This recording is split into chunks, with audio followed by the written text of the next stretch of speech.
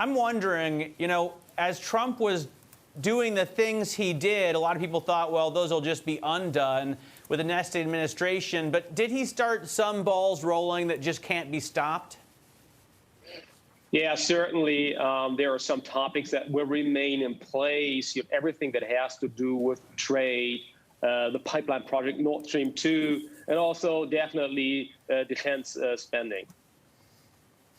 Right. Good morning to you, Peter. And you mentioned Nord Stream, and I want to ask you about that because the Democrats have also raised concerns about the Nord Stream 2 pipeline. Do you expect that that project will continue to strain, then, transatlantic relations, certainly between Germany and the U.S.?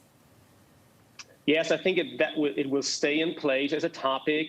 But in the past several years, I think it was completely exaggerated, overloaded from its priorities. So I think, my expectancy is that it will, go where it should be. So belong on the transatlantic negotiating table, but not more. There's so many more, much more important topics. But it will remain in place, and we need to talk about that.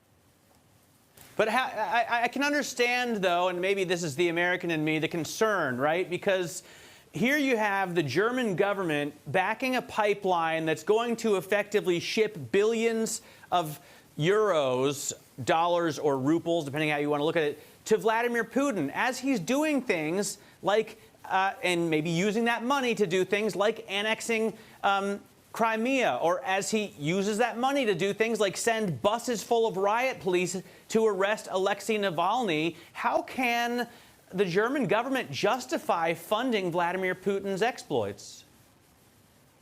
Yeah, well, there's certainly some, communication that could have been improved in the beginning. Mistakes have been made.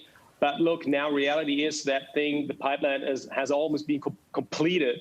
But several remarks on Nord Stream 2. One thing, it's over 12 EU member countries are affected. Over 100 private companies throughout the European Union are affected by these extraterritorial sanctions threat. And one thing, the reason why that had been started to be built at all was in the beginning that we need to look around for diversification when it comes to energy security.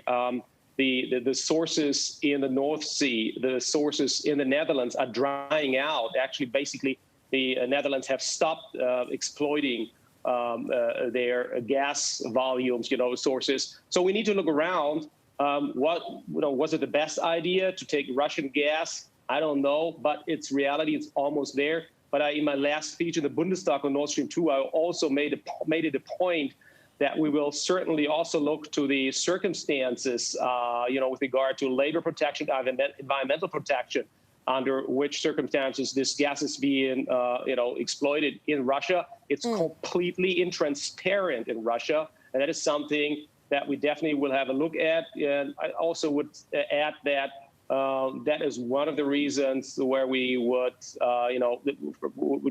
depend our decision, condition our decision on if there will ever flow any gas through this pipeline. Interesting to think about that, Peter.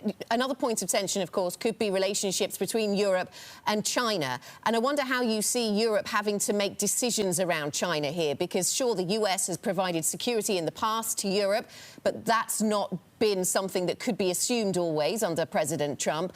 And China is going to be perhaps the largest economy in the world as soon as 2028. Do you think that Europe will have to choose between the US and China? No, I don't see us in a situation where we really have to make a decision, U.S. yes or no, or China yes or no. I think with the incoming Biden administration, we will see a lot of folks, including the president and the Secretary of State and many others in the National Security Council, which have much better understanding than the Trump administration of Europe, of the complexities, the mechanisms, and of the interests. I think we will see a lot of common interests when we look towards China. So there's a lot of potential where we could do a joint strategy towards China. But also truth is that it's a huge market. There's a lot of German investments in and trade in and with China that will not go away. But on my personal standpoint, when it comes, for example, to critical infrastructure, 5G, we should not allow the Chinese folks to get involved in our 5G telecommunications grid here in Germany.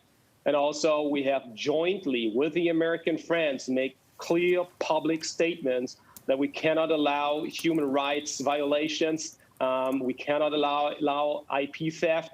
And when it comes to trade and the reform of the World Trade Organization, consequences have to be faced when there's a violation or an abuse of the system. That is something where we need to do something together, European Union with the American friends. Donald Trump also pushed for the Germans to finally meet their commitments when it comes to defense spending. That still didn't happen during any of the years of his presidency. But it seems as if Germany realized maybe this country wants to or needs to start to think more about dealing with its own defense. Do you think that will be a priority even under Armin Laschet and the next government?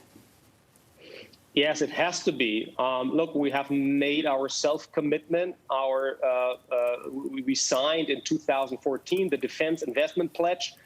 We have started very sluggishly in the beginning, but 2 or 3 years ago, we tried to increase by over 45% now compared to 2014 our defense budget. So we've started late, but we did a lot.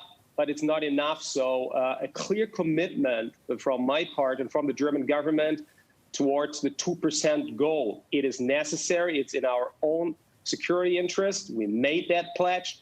And Germany needs and wants to be a reliable ally for the other NATO ally countries. So that is important.